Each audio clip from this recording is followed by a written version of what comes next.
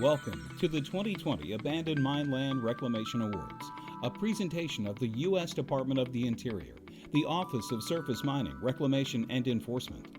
For the first time ever, OSM presents these awards virtually.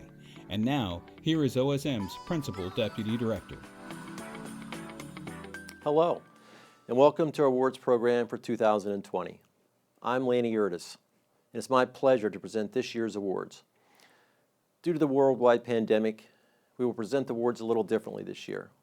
There have been many challenges for our nation and for the world, and yet I'm proud to point out that even during these challenging times, reclamation of pre-law lands have continued. This reclamation, in many cases, mirrors the outstanding reclamation being conducted on SMRE-issued coal permits across the country. In just a moment, we will share with you some of that reclamation. Our awards are presented in partnership with the National Association of Abandoned Mine Land Programs and the National Association of State Land Reclamationists. We value our partnership with the associations and the states and the tribes. And speaking as a former AML program manager, I thank you personally for doing what you do.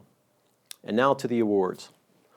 A panel of state and federal reclamation experts chose the winning projects, and what a group of nominations we had. We begin with the Appalachian States Regional Award.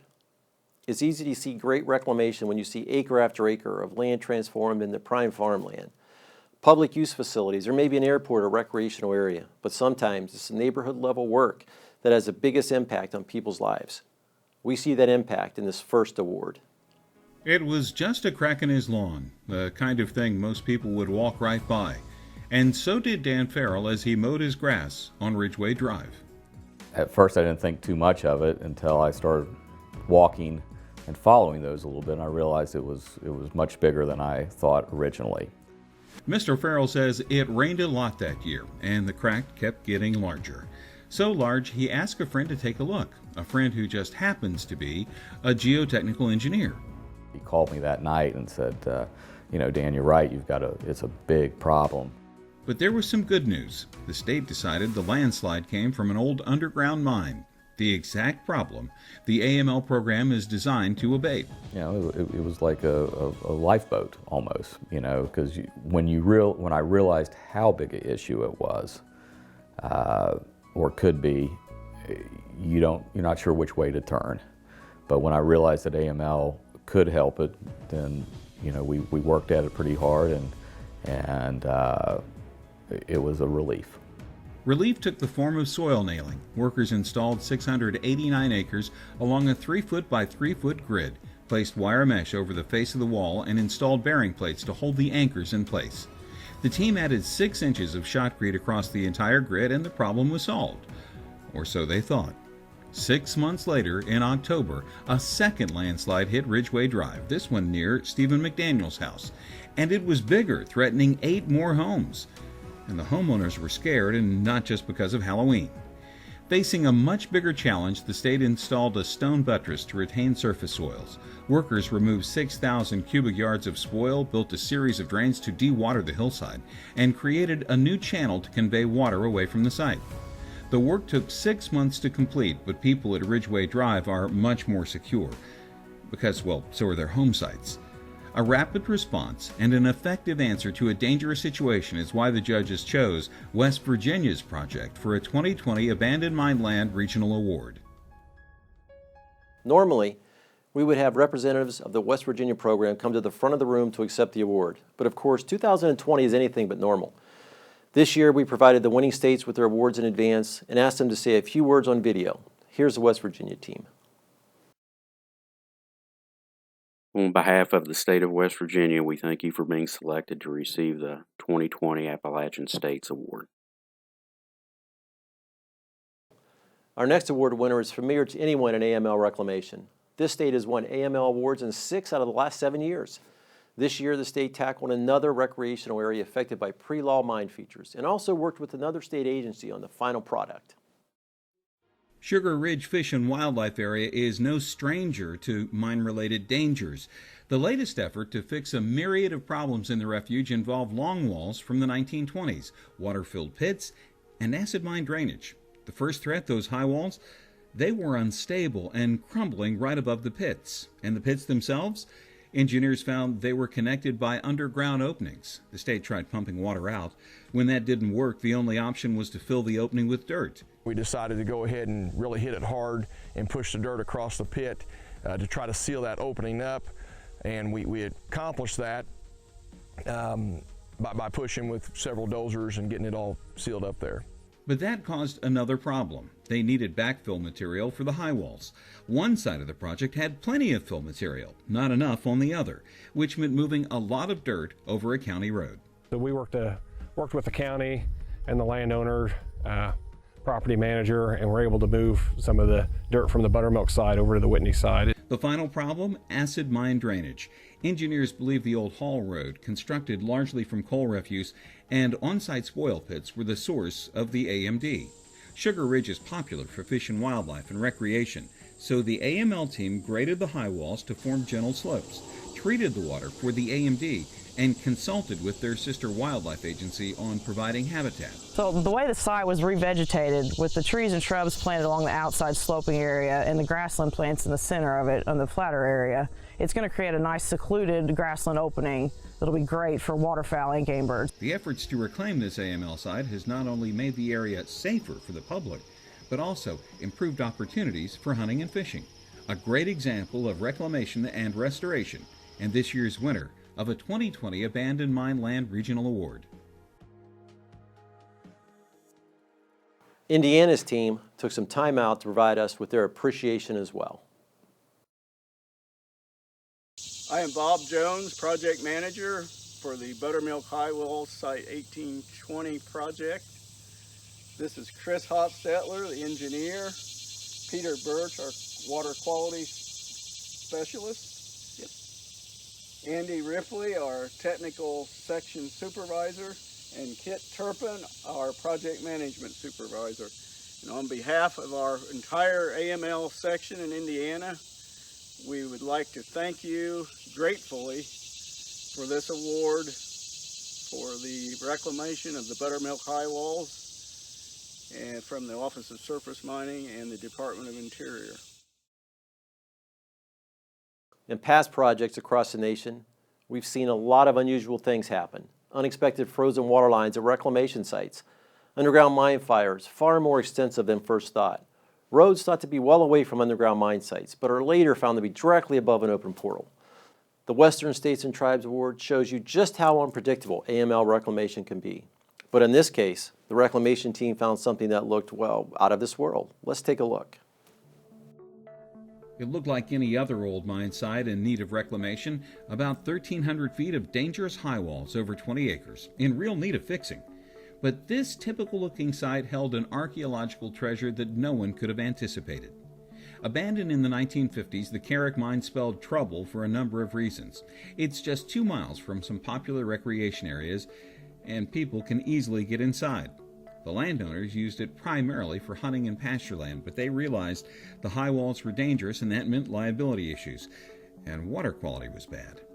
After the state looked at the site, it designed a straightforward plan to fix the high walls and create a freshwater pond, and they started moving earth around.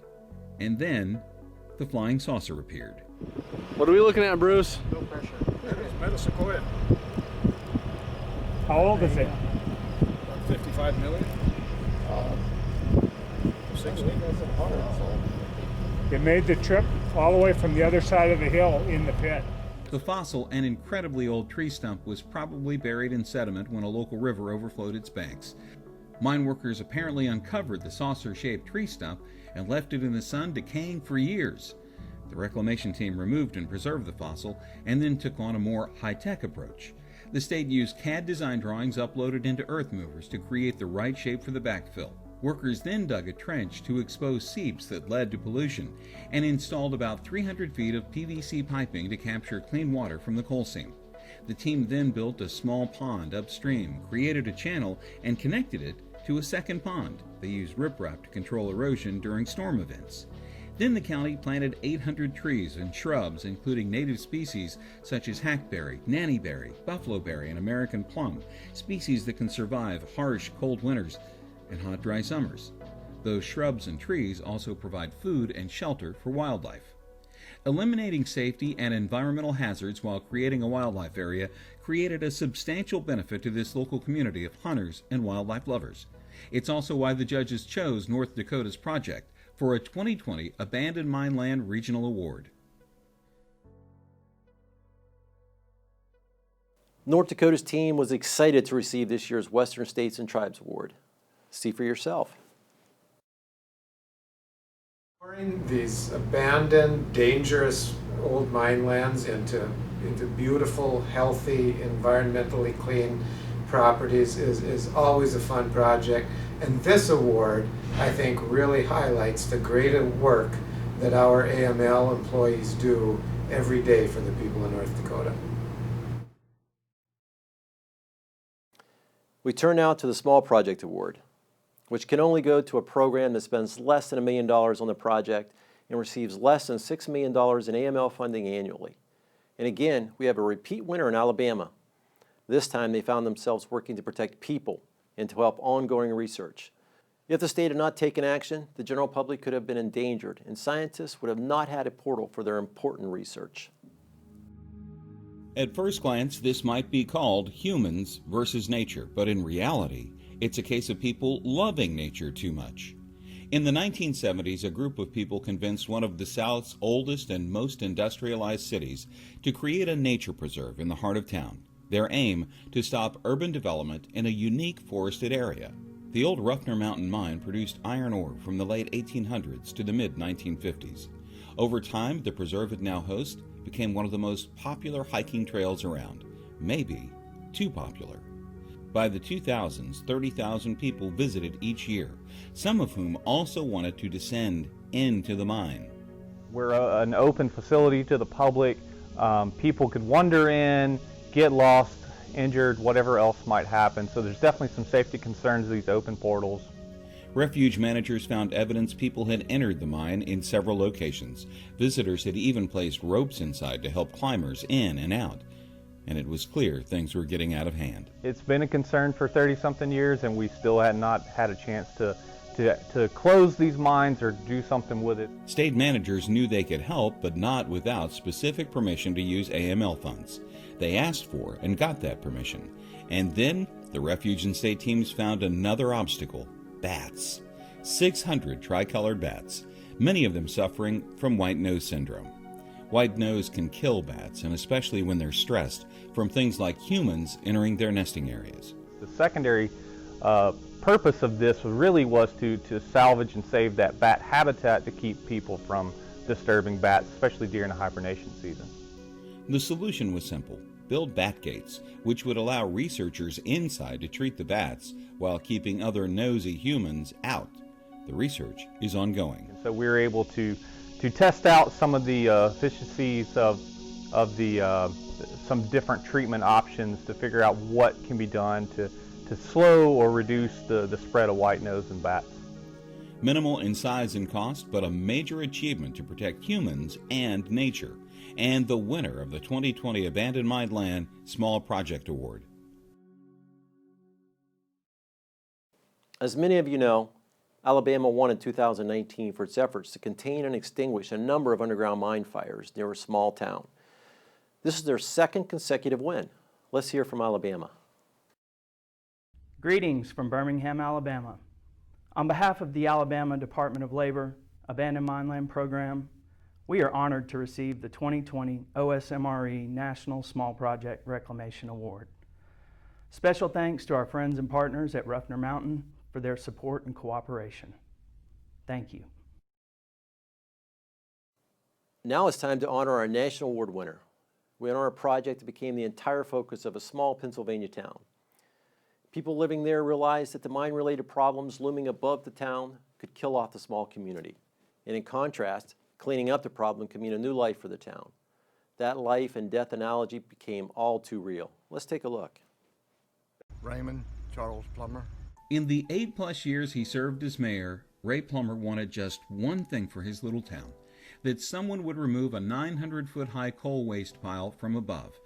It was more than just an eyesore. It was an environmental threat, and it kept people away. You have people saying, oh, well, I like Iron Belt, but I don't want to live there. Ehrenfeld Mine operated from 1903 until 1971, but with a lack of oversight, the operators left pile after pile of waste, which polluted the Little Conemaugh River, and worse. Homes up here, their yards are just filled with water, you know, mine water. Located within 50 feet of the base of a refuse pile that can slide onto their homes, that's what makes it a high priority site. An extraordinary problem that needed a high priority solution. Then came the news that Pennsylvania would receive AML pilot program money, designed to clean up sites just like these and stimulate local economies, something Ray Plummer put his faith in. It's great to see that this is all happening, and then it's going to be, you know, these refuse piles are going to be going. Maybe, I hope in the future there'll be something better than what we have now. One part of economic development meant hiring about 50 out-of-work miners to do the reclamation. Their employer, Rosebud Mining Company, agreed to take the acid-generating waste pile and place it into a local mine void. Working with the AML program, the company mixed the waste with alkaline materials before burying them, and that took care of one environmental threat. We had a surface burning condition as well. There was portions of the pile that were on fire. You wouldn't see flames, but it was smoldering toxic fumes in the air, and it was, you know, it was a detriment to the air quality. When workers finished earth moving, they had transported nearly 3.5 million cubic yards of waste, and Ray Plummer believed the other economic development would follow. It'll change people's attitude against the town. Now, after this is all going and cleaned up and that, I think that the people really start wanting to move in. Crews entered the home stretch, grading and hydroseeding, planting nearly 3,000 small trees, including white pine, sugar maples, hemlock, and red oak, among others. But before they could finish the work, two men most closely associated with the project passed away. Rosebud Mining's Superintendent of Surface Operations, Mark Kirkpatrick, and Mayor Ray Plummer. Ehrenfeld has created a memorial for the two men, but now their legacy stands in two ways: a newly revitalized Ehrenfeld, Pennsylvania, and a 2020 Abandoned Mine Land Reclamation National Award.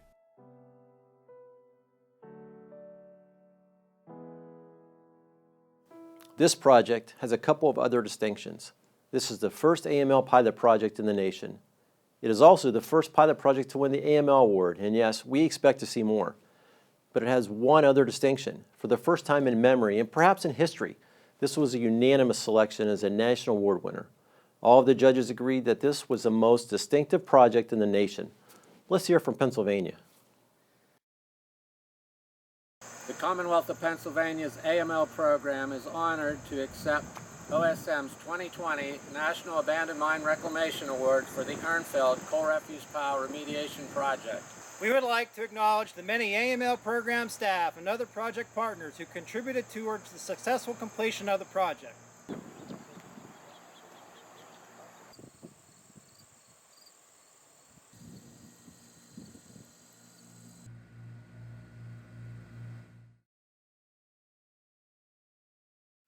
I think we can honestly say that this is one of the best years for our award winners in recent memory. In the course of 1 year, these 5 states handled landslides and emergencies, scientific research, the discovery of prehistoric fossils, development of recreational sites, and helped save a small town. Not a bad year's work. We will continue to honor this year's winners. We have uploaded all the videos you saw for each project to our YouTube channel, so you can share your accomplishments with your coworkers, friends, and family. You'll also find information on our website, Facebook, and Twitter. We will feature all the winners throughout the year on our social media platforms. We hope you enjoyed our presentation of the 2020 Abandoned Mine Land Reclamation Awards. If your team is working on an innovative reclamation project, we encourage you to nominate that project for the 2021 awards. You deserve the recognition for the good work that you do. From the U.S. Department of the Interior and the Office of Surface Mining, I'm Lanny Urtis. Thank you so much for watching, and we'll see you again next year.